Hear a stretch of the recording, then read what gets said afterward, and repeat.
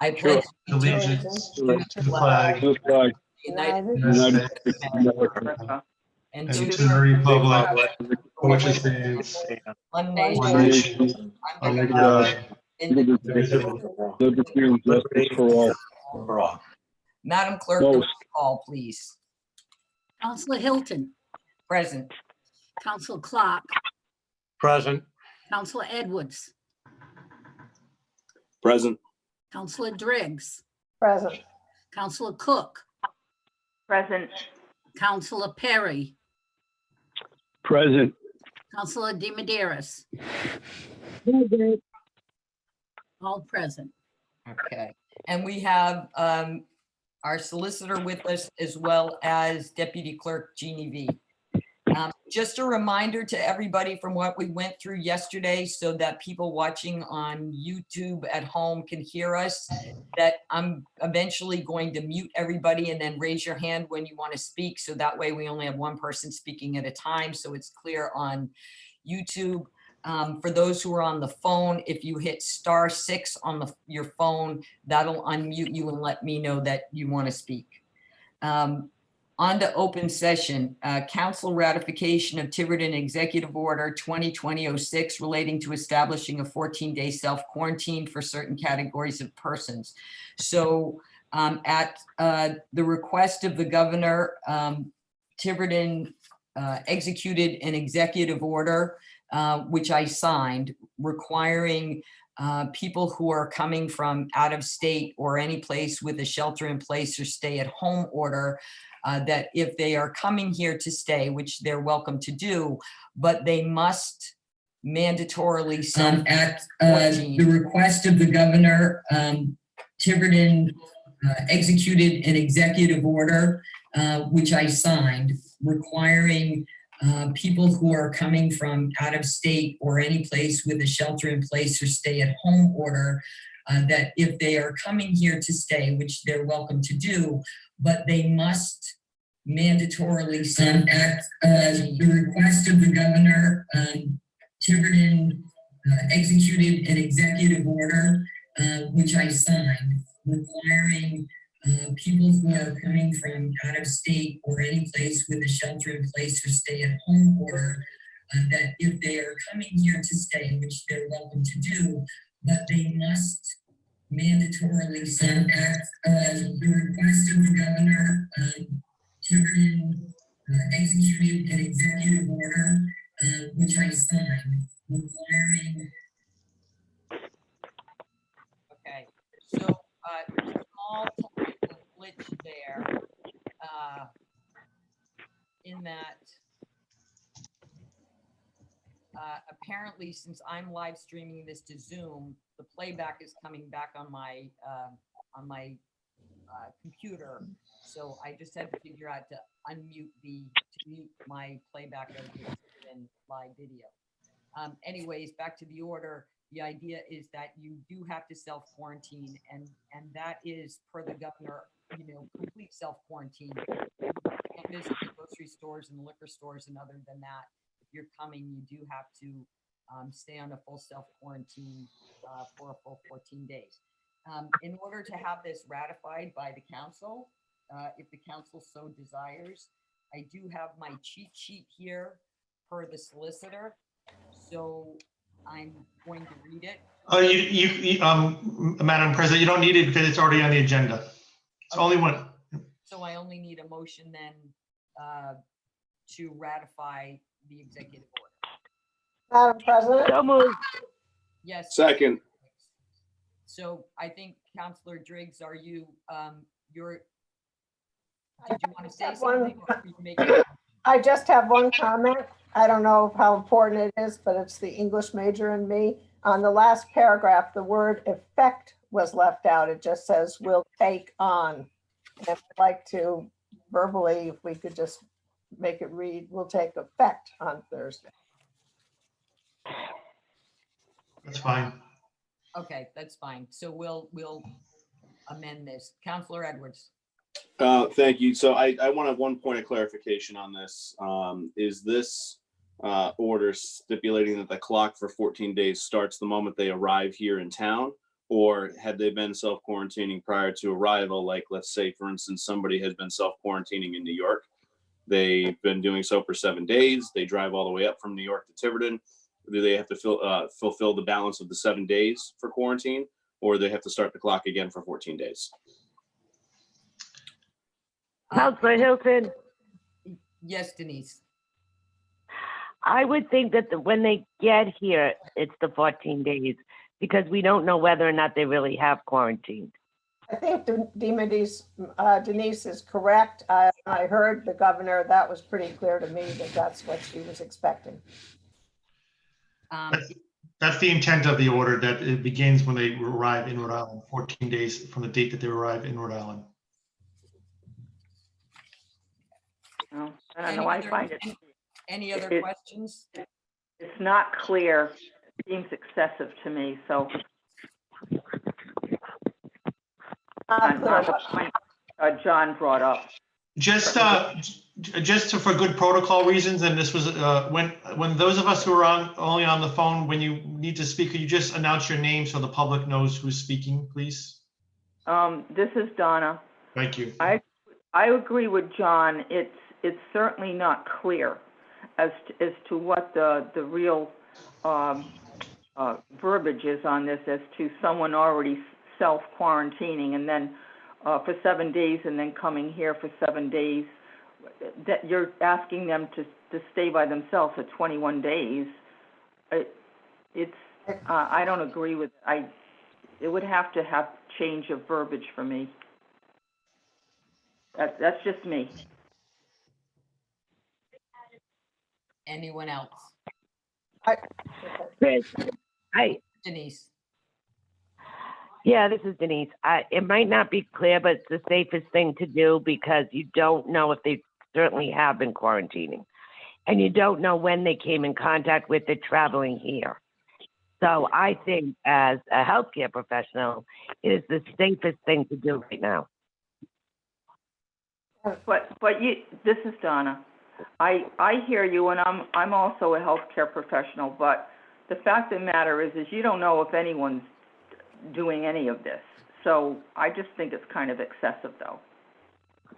Well, I will say this, there have been a number of conference calls with the governor's office about this. And as you probably have heard on the news, the state is taking this very seriously.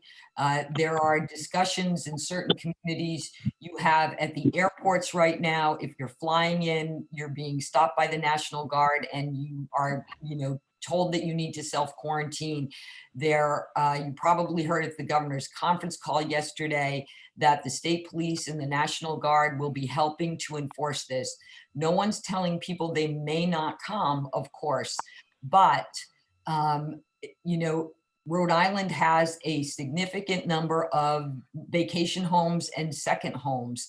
And if we have a large influx of people who are here that may be coming from places where there are, very high levels of COVID-19 outbreak, it not only doesn't help us in that it puts more Rhode Islanders at risk, frankly, it doesn't help the rest of the country. There are big hotspots like New York and New Orleans and the West Coast. And those places right now need the majority of the medical resources that are available. By creating more hotspots around the country, all you're doing is limiting the available resources that need to go to the places that are hotspots before you create some more of them. I don't know how easy this is to enforce or any of that, and I don't think anybody needs to be overly draconian, but I think the message, the idea is that if you are coming here, that we're asking you to please self-quarantine for 14 days. So that's really the point behind it. Councillor Driggs. Thank you, Patricia. And I did hear the governor when she issued this order, and it was absolutely, there wasn't a question in my mind that she meant once you arrive in Rhode Island from wherever you come, it's 14 days after your arrival. And I think the language is, I think that the language is fairly clear on this. Again, it's not going to be the easiest thing to enforce, but we need to get the message out there. So unless there's any other question about it, is there a motion? I have the motion. And is there a second then? John Edwards seconded. Okay, so there's a motion and a second. I'm going to do this by roll call because that way it's clearer. Counselor Clark, I'm in favor. Counselor Edwards, Yes. Counselor Driggs, Yes, Counselor DiMederos, Yes. Counselor Perry, Yes. Counselor Cook, I'm going to go with yes. and I am a yes as well. Moving on, it's now time for us to go into executive session. We will be returning to open session again for additional agenda items once we're finished. We'll stop the live YouTube once we go to executive session, but we will return with the live YouTube once we go back into open session. So would anyone like to make a motion regarding executive session?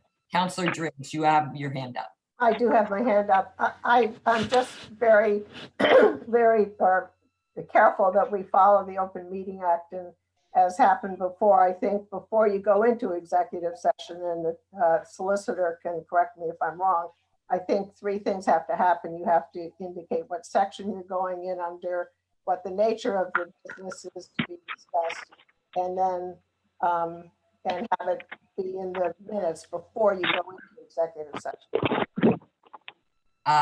Yes, I do believe that that's part of the motion, but I'm actually going to ask the solicitor if he would like to comment on why the items that we have here are in executive session.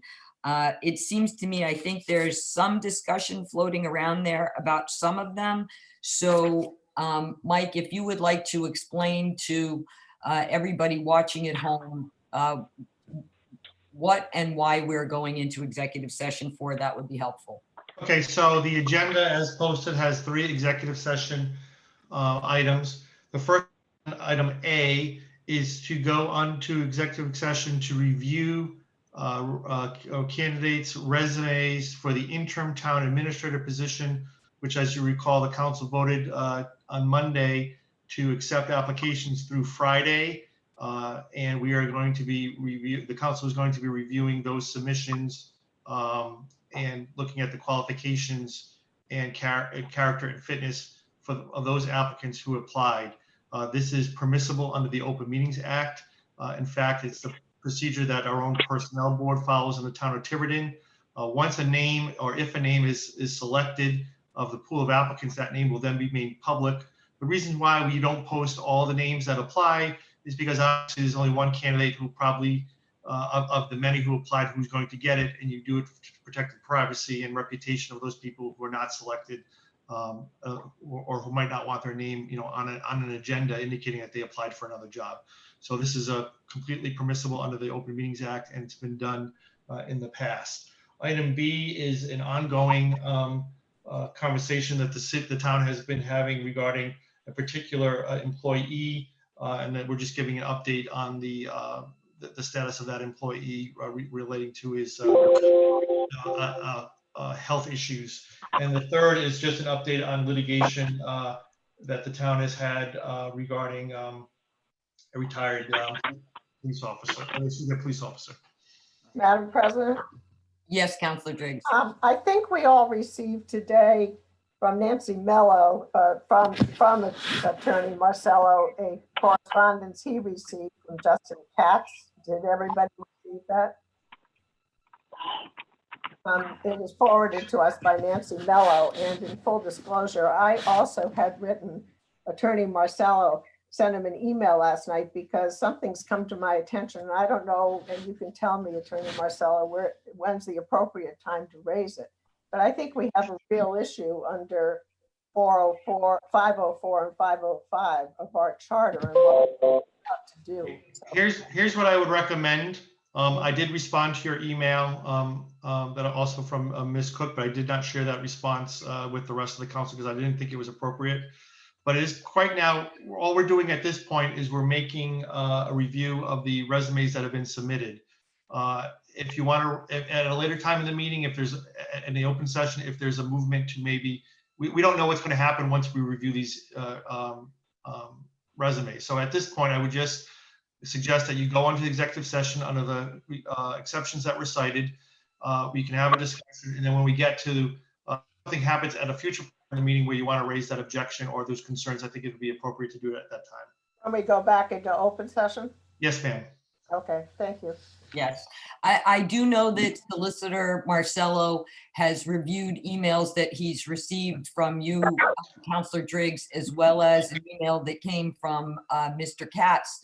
And he's reviewed all of this to make sure that we are procedurally correct. As you know, it was March 17th that we announced that Mr. Reitzma would be retiring. And again, we did vote to do this process that based in large part on what Madam Clerk said about her ability and her desire to continue as interim, especially given everything else that's going on. So we did follow the procedure that we outlined when we voted, that we would give applicants or anybody who is interested the opportunity to submit a letter of interest and a resume through, I think it was 4 p.m. yesterday, which Madam Clerk has compiled and put into our packets. I also do know that the press picked that up. There were articles in the newspaper after that meeting as well. So unless anybody else has further objections, Counselor Driggs. I just want to note that even though I agree it was announced that he would be retiring at this moment, it is not a vacancy. The retirement is not done. So that's my issue. I think Solicitor Marcello has reviewed that and opined for us. Miss Driggs, I did send you an email response around, I think it was 7 o'clock a.m. this morning through your I email. didn't get it. I didn't notice that. I'm sorry. That's right. That's right. But We'll address that issue at the more appropriate time. But I think right now everything is legal to go into the executive session as outlined in the agenda, and I think a motion citing those 3 provisions would be appropriate. okay, may I have a motion? Madam President, this is Denise. I'd like to make a motion. Denise? Hello, where'd Yes, you go? I'd like to make a motion. Hello? Yep, go ahead. You're Denise, you're speaking. All right. Under executive session 5A, Council President, Rhode Island General Law 42-46-5A1, 42-46-5A1, discussion of job performance, character, or physical or mental health of a person or persons, provided that such person or persons affected by may require that the discussion be held in open session. Review candidate submissions for interim town administrator. Notice given. There's a second. Second. Second. There's a second. I'll take Madam Clerk, you'd like to say something. Yes, I just want to mention that each one of the candidates was spoken to and had no issue with going into executive session. Thank you. Counselor Clark, Yes. Counselor Edwards, Yes. Counselor Driggs, I think it should be done in open session. so is that a yes or a no? So Okay. Counselor Perry, Yes. Counselor DiMedeiros, Yes. Counselor Cook, I object. It's no. It should be an open session. and Counselor Hilton is a yes. May I have a Madam motion? President. Yes. Yep, Madam President, this is Denise. I'd like to make a motion, Council 5B, Council President, Rhode Island General Law 42465A1, 42465A1. Discussion of job performance, character, physical, or mental health of a person or persons, provided that such person or persons affected may require that the discussions be held in open session. Sorry, I lost it. Review candidate submissions for interim town administrator notice given. And we did No, that. I'm sorry. Or second. I'm really sorry. My computer just went out. Town administrator Reisman, notice given. There's a do I have a second? Second. I'll do a roll call vote. Counselor Clark, Yes. Counselor Edwards, Yes. Counselor Driggs. Oh, I'm sorry, I didn't hear what you said. is this the motion to go into executive session? 5B. 5B. Oh, sorry. Yes. Counselor DiMederos, Yes. Counselor Perry, Yes. Counselor Cook. Yes. Okay. And finally, I'd like a motion on the third and I'm a yes, by the way, the third executive session item. Madam President, this is Denise, 5C, Town Solicitor, 45A2, litigation, State versus Monroe, case number 21-2018-02381, and case number N2 2020-0081A, settlement status update.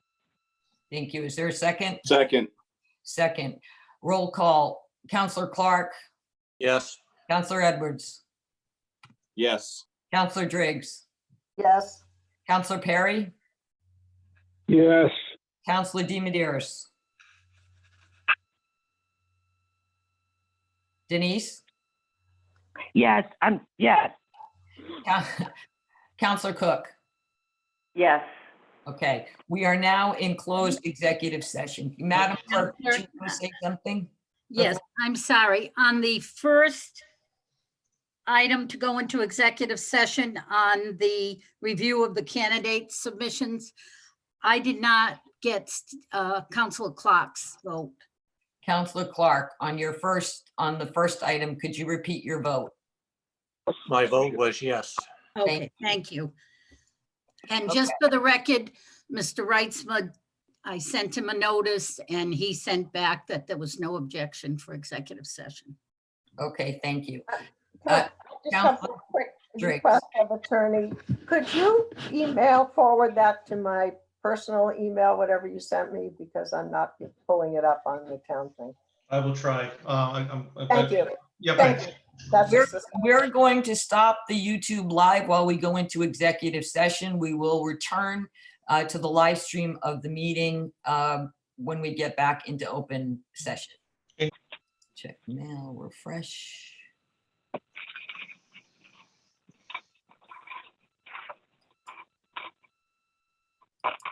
Shoot, it's not coming through. You emailed it, not texted it, right? Yeah. Oh, here we go. Okay, so let me try this again. Stream key. Edit, copy.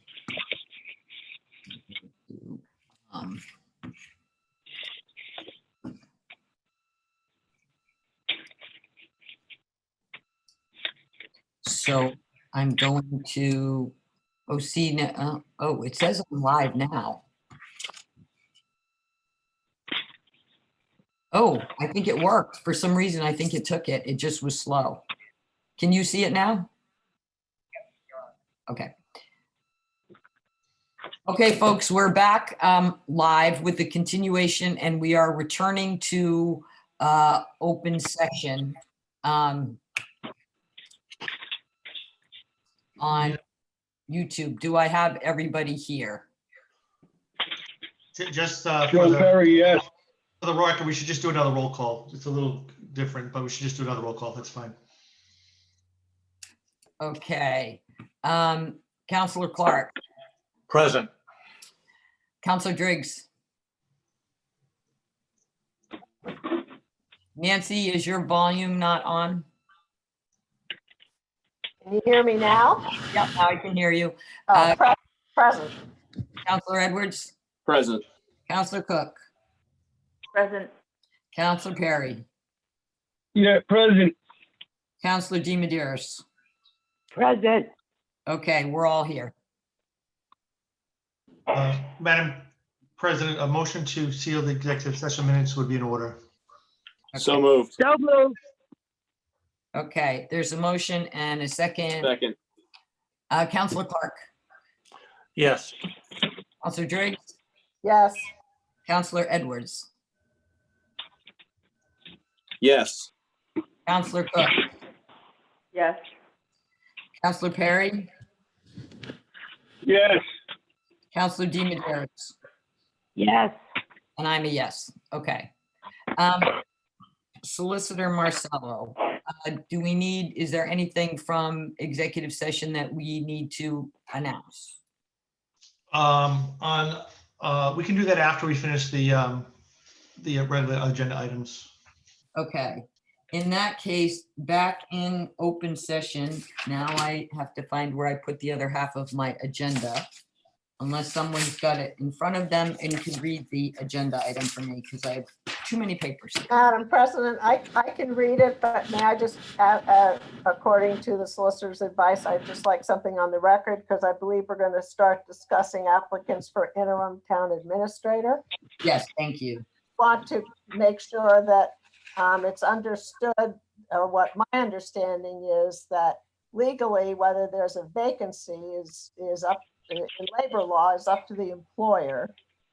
In this case, the town administrator has given up all his access to email, town business, computer keys. He's functionally not able to perform his job. Medically, he's been told he cannot return. And further, he stated he does not want to return and that he urges us, the town council, to move forward in picking a replacement. Am I saying it right? And the terms of his retirement may not be totally solidified yet. Functionally and in terms of vacancy, this position is vacant.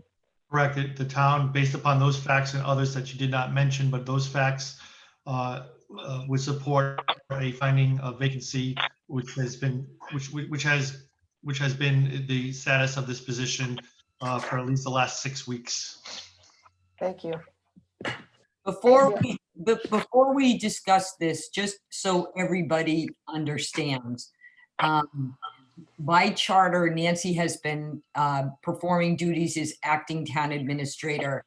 There is a limit on that by charter. However, the reason for doing this is more than just the limit. And I'd like to speak, but I'd like to ask Nancy and Solicitor Marcello to speak a little bit about what is going on and why having somebody in that role now is so important. So Nancy, could you speak a little bit to your position on this? Yes.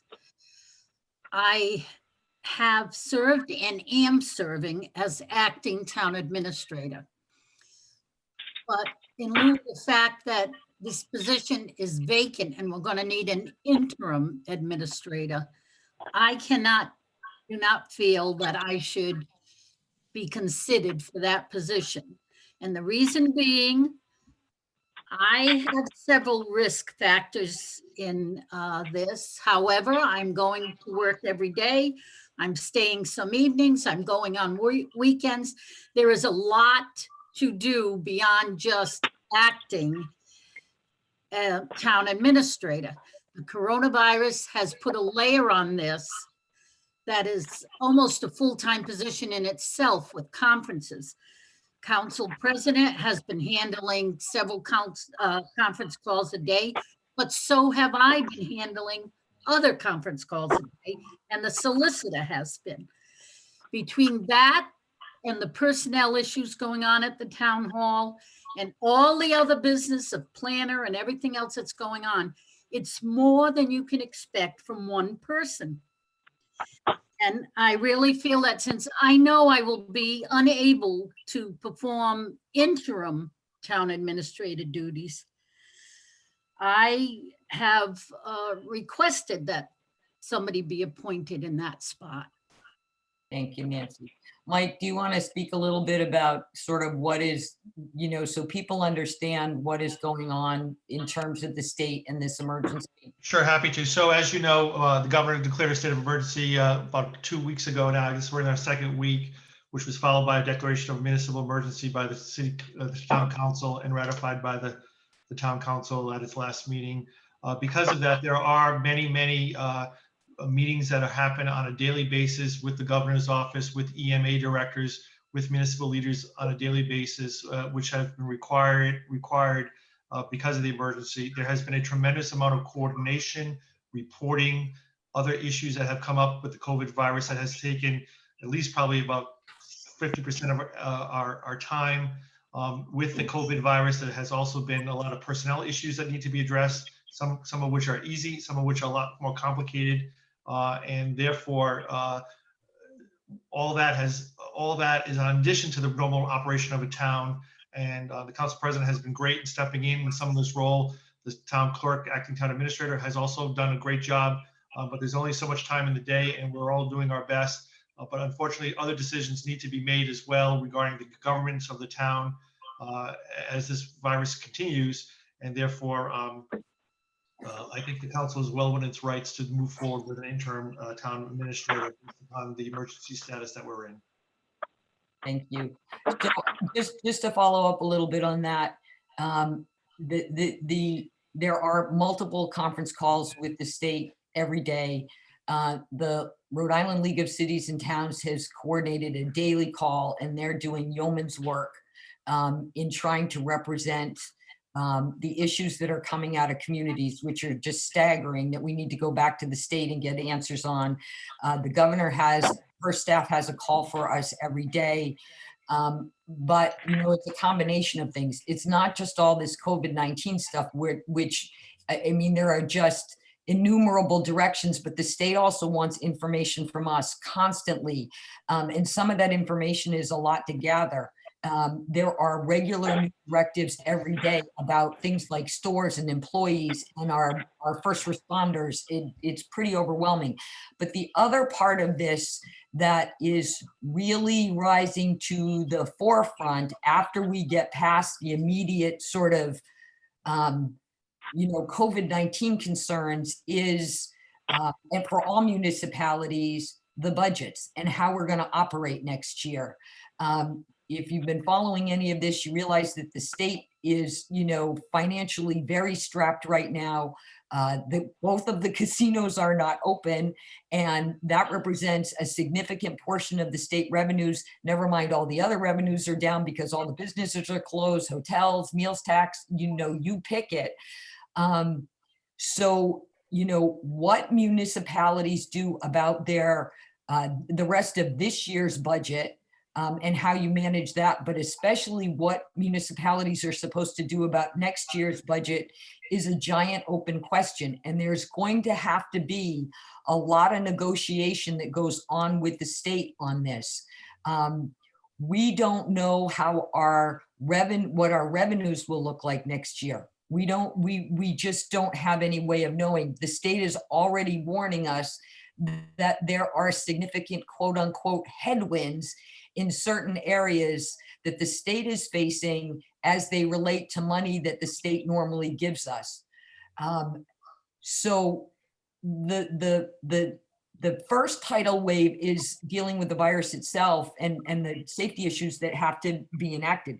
The second big piece of this is to be able to represent Tiverton in terms of all of this financial and budget negotiation that's going to have to go on with the state. And we need to have our municipality represented strongly there to make sure that we end up in the best possible place that we can end up. And that's about to ramp up and become really critical. And it is going to take a lot of time and effort to be representing Tiverton in that regard.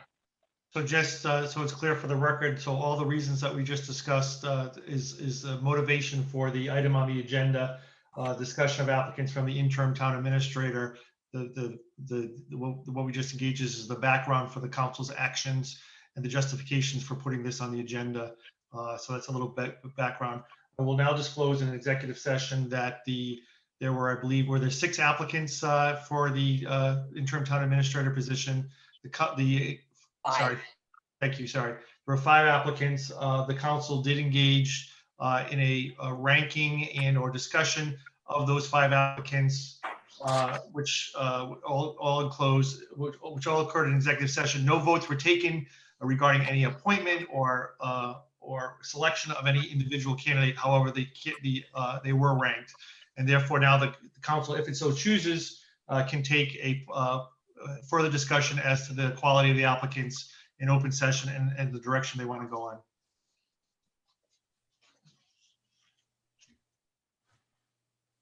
Mr. Clark. Yeah, just for informational purposes, I believe there are 6 applicants, just correction. And the other thing is, I believe the term is for a maximum of 6 months. Yes, Council, the charter limits the interim town administrator to a 6-month term. And just to clarify, the interim town administrator may be removed from that position for any reason or no reason at all at any time the council so desires. There is no, it's purely at the will of the council. Correct.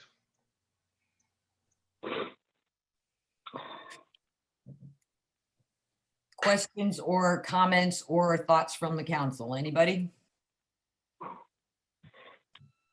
Madam President, Yes, Denise. the solicitor did say that we should not, maybe I'm wrong, we should not name the person unless we are going to motion for that person. I think the council can disclose that you have ranked the candidates. I think it would be appropriate if you seek to appoint the candidate. You can disclose that person's name. We should technically add it to the agenda item under 6B. We can do that as a motion, but if you're willing to make that motion for an appointment, now would be the time to do so.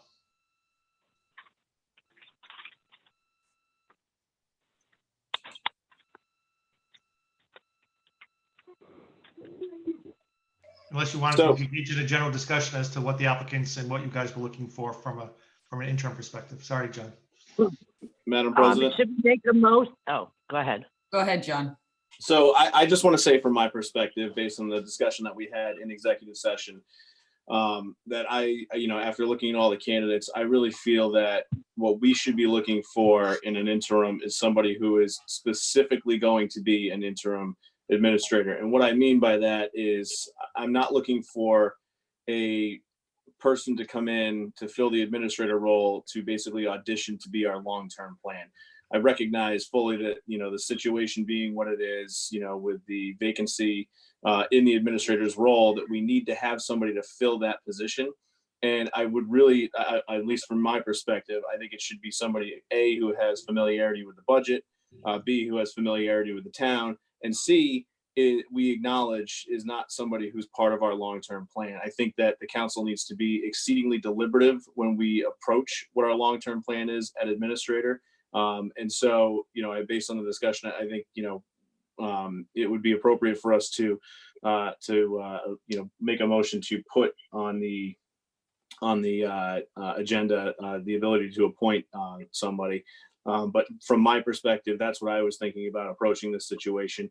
And I want to be very clear that this is not a long-term plan. This is a short-term stopgap so that we have more time to develop what our long-term plan is, because the situation really necessitates us to be deliberative in that process.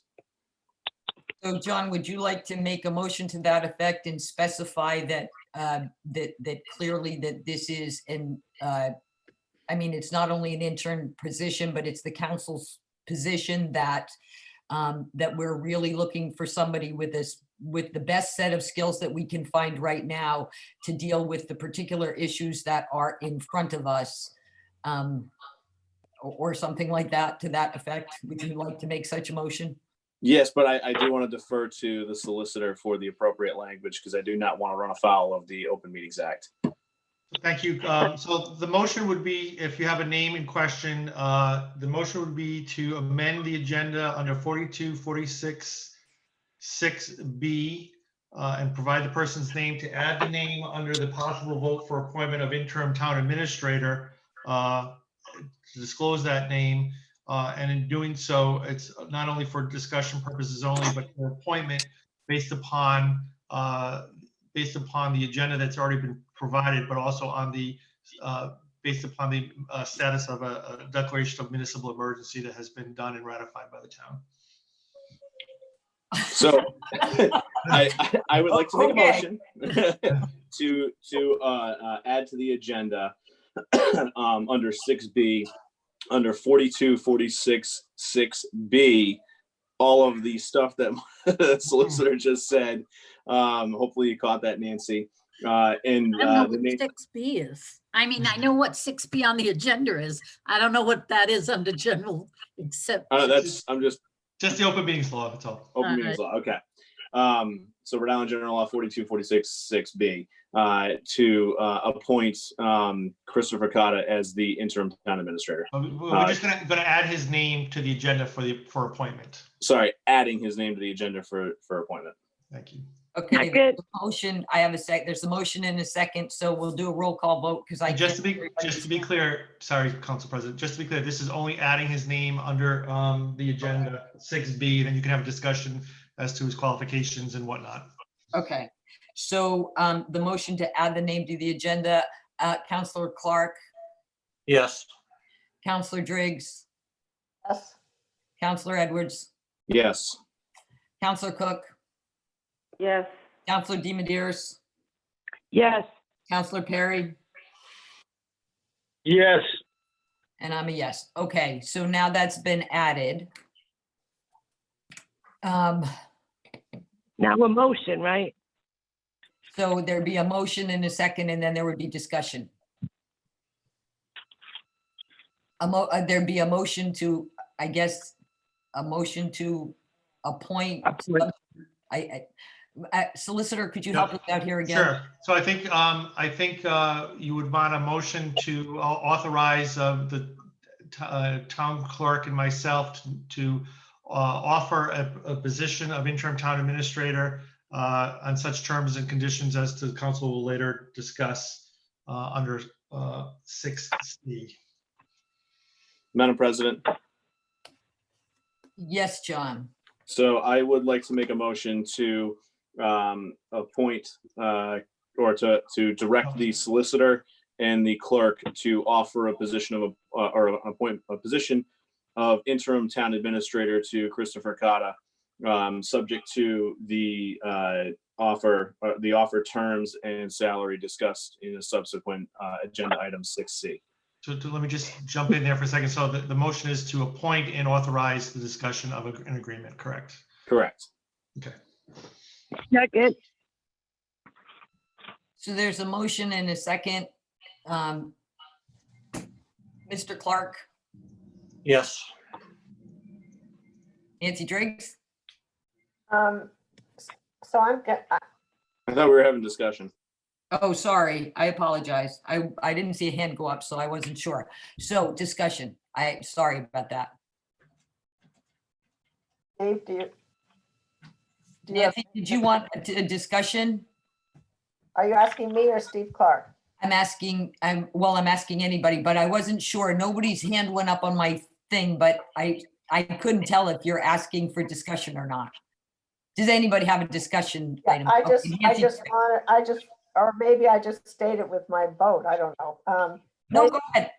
Okay, basically, I absolutely agree that he has the knowledge of the town and the past history with the town of qualifications to step in pretty, I would assume, pretty seamlessly.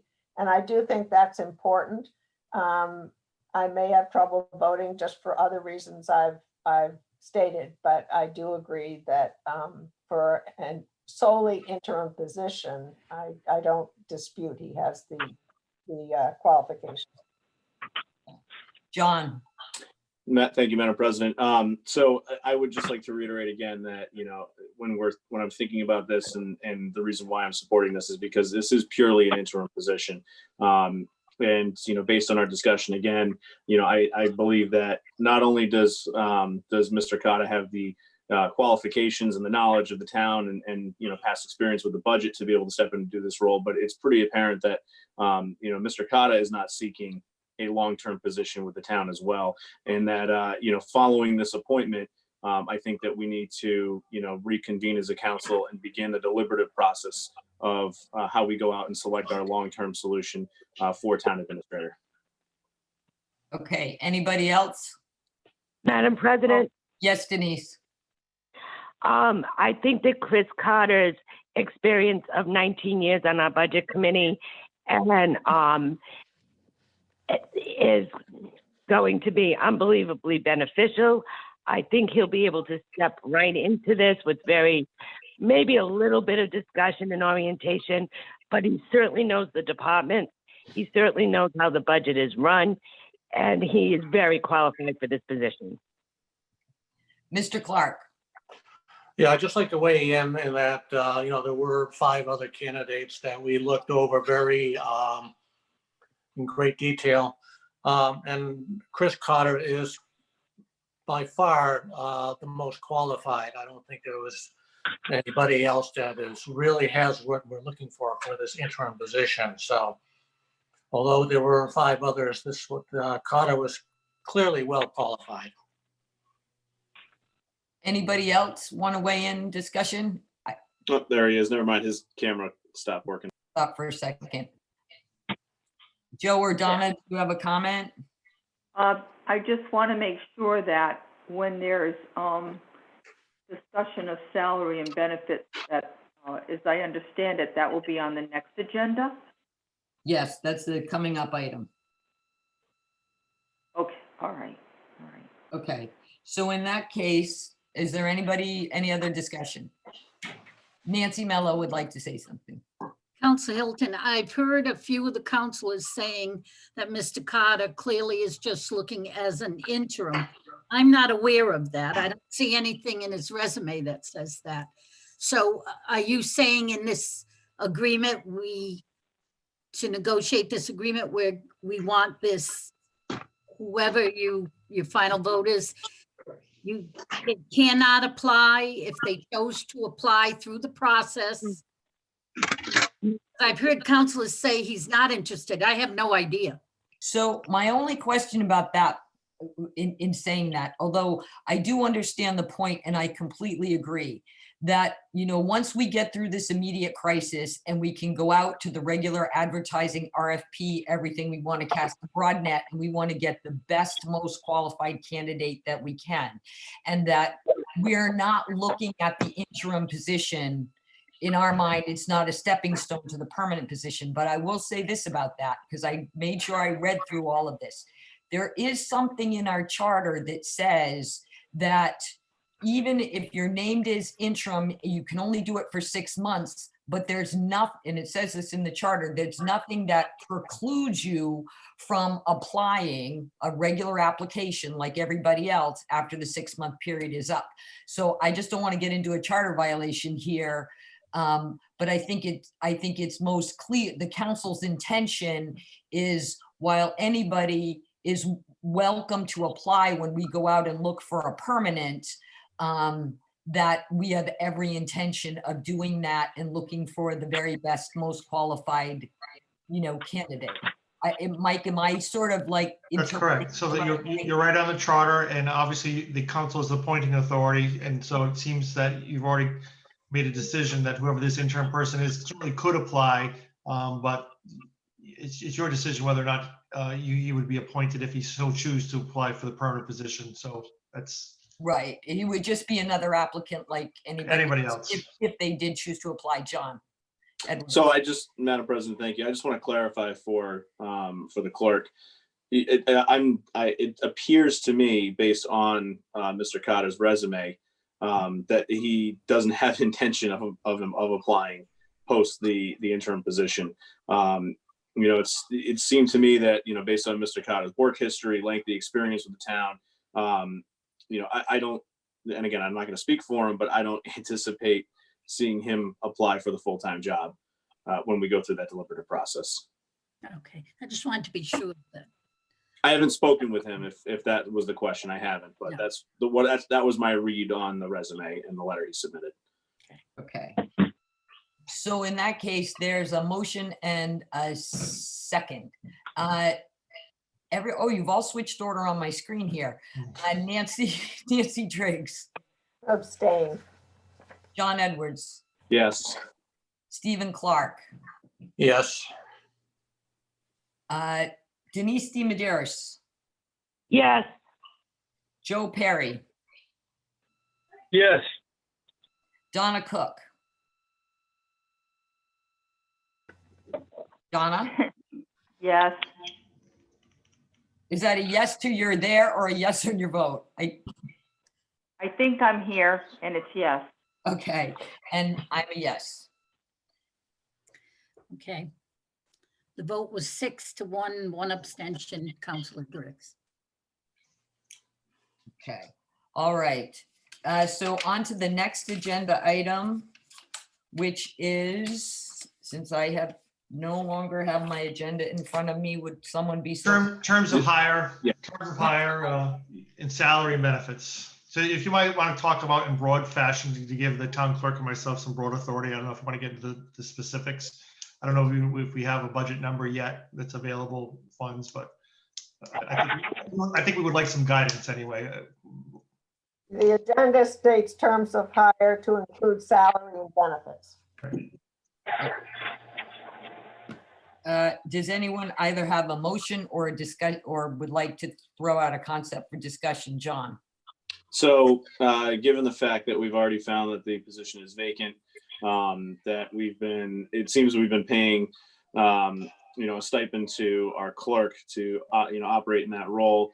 I think when it comes to salary, at least for me, the least path of least resistance is just to leverage the existing salary that we're paying our existing administrator, and not go above and beyond that.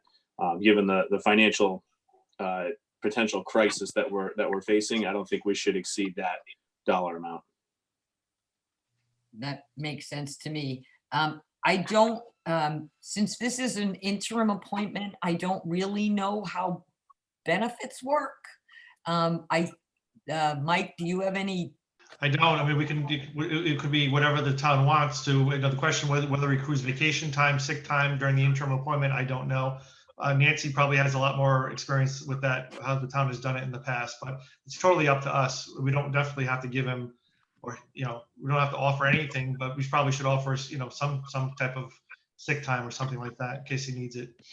What if we offered all of this not to exceed, so not to exceed the existing salary, Mhm. and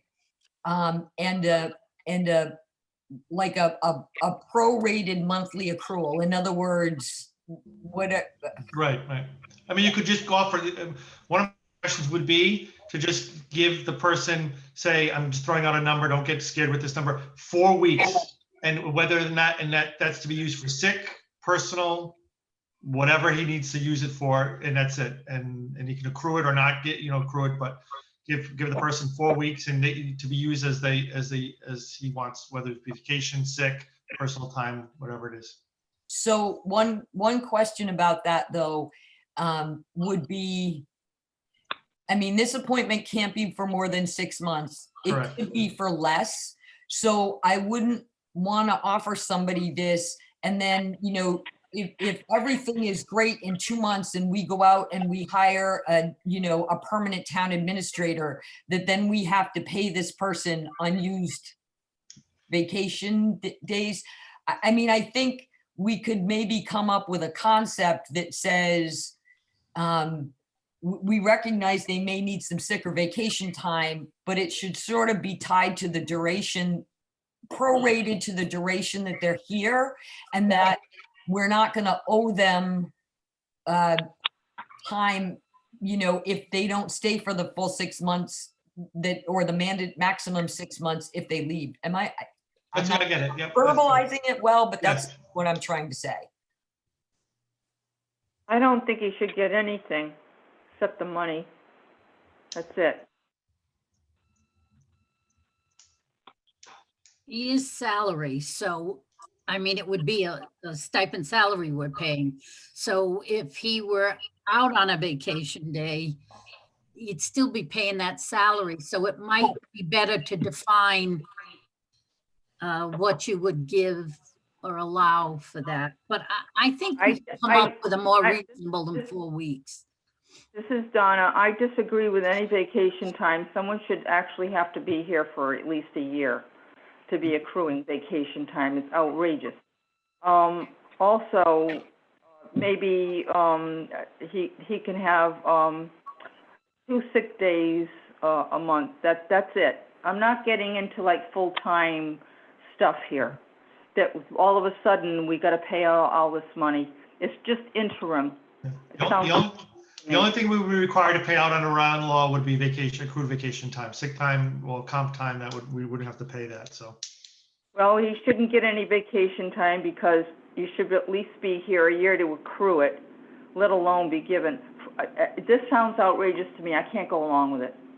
Well, I will say this, you're supposed to accrue vacation time, but often when we've hired somebody, right? And remember, this appointment could go over the summer. If someone is qualified for the job and says, but listen, by the way, I've already scheduled, although I don't know where you can go on vacation these days because you can't go anywhere, but I've already scheduled something, this week, and I need to take that week off. I'm not gonna sort of do that. I think if we, and I'll let everybody else speak, if we can come to something that is for consensus that says, this is an interim appointment, we're willing to be a little flexible. People might, you might need a sick day here or there, you might need a personal day, or you may have already had a pre-planned vacation in all of this.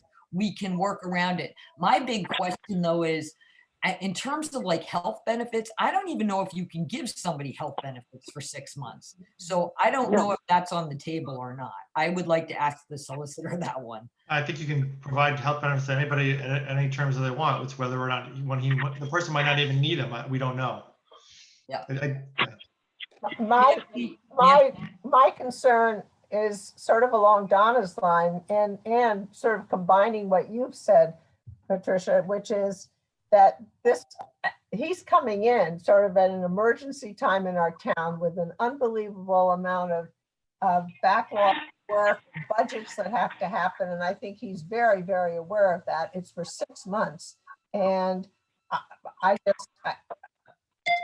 think my guess is his intent is that he's not going to be taking a 2-week vacation in the middle of it. He understands where the town is. So I wouldn't offer it. So what if we came up with a prorated number of days, right, per month, and that's the maximum that they could have, and if it turns out they need to use it for a sick day or a personal day, or they take a long weekend, if they it settles down enough to be able to do so, I mean, is that a solution? What if we let him be the one that brings up if he wants something? Yeah, we can certainly, we can figure out what he might want, and then it's probably better to do it that way than speculate as to what he may or may not want. Yeah. Okay. Yeah. Okay. Denise, you wanted to say something?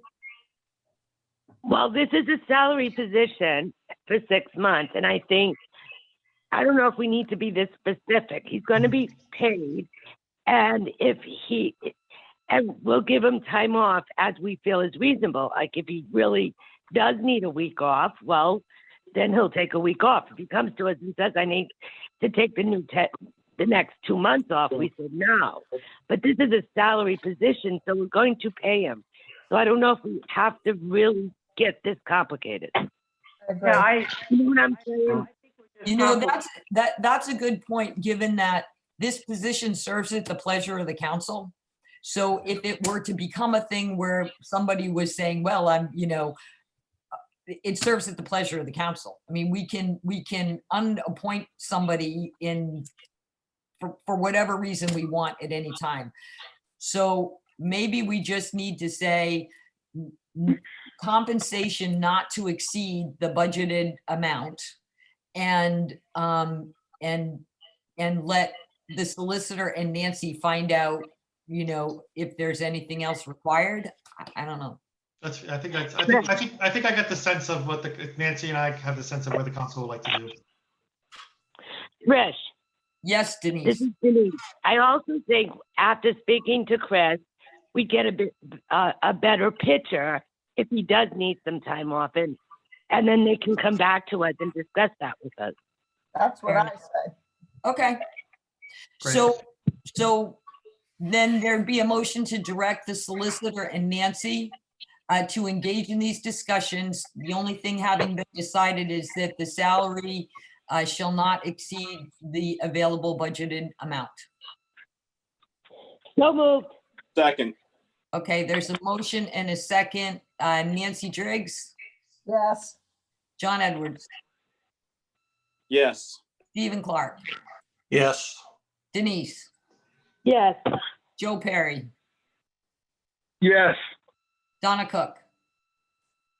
To what was just said, compensation not to exceed budgeted amount, find out what Mr.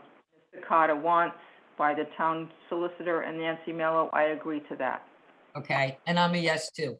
So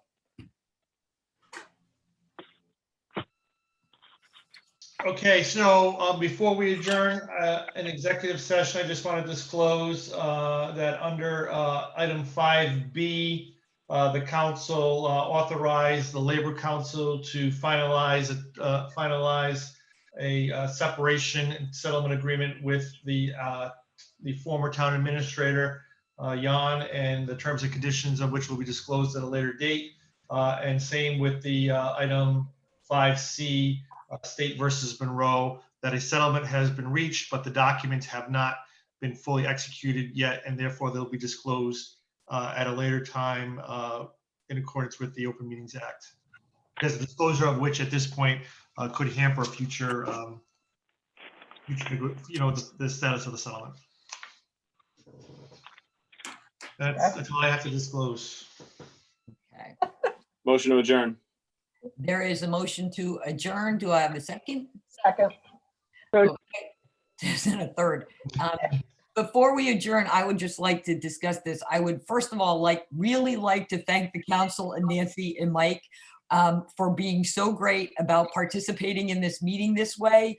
The state has told us, we can't have public meetings anymore. We have to start somehow in some way. Eventually, we have to include technology that lets the citizens participate.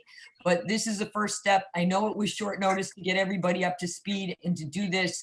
And I just want to thank the rest of my council and Mike and Nancy and Jeannie for the practice yesterday and everything else. I'd like to thank the people who are watching too on YouTube for being patient with our technical glitches. And that's what I wanted to say. I think we're the first town to do this. Are we the first town to do this? We might be. We are. Providence did it like about a week ago, but I think this is the first town that actually has done it using Zoom. Using Zoom. Chris, Yes, Denise. Chris.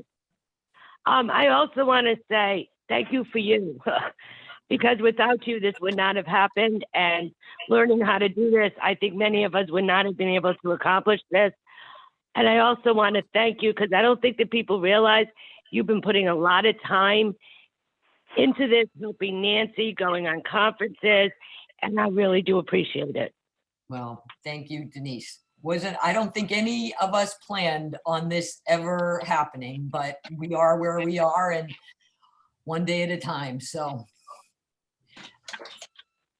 all right. So there's a motion and a second to adjourn. Nancy Driggs, Yes. John Edwards, Yes. Steve, Yes. Joe Perry, Yes. Donna Cook, Yes. Denise. Yes. Now, and before we adjourn, I'm just going to warn the rest of my council here that the YouTube stream does not stop immediately. So when I say we're adjourned, Don't say something goofy unless you want it broadcasted on the YouTube live. stream. You may want to remind Tiverton residents to keep a safe distance and wash their hands. You know, that is absolutely true. Keep a safe distance, wash your hands, follow the guidelines. You know, frankly, be part of the solution, not part of the problem. All right, we're adjourned. Thank you.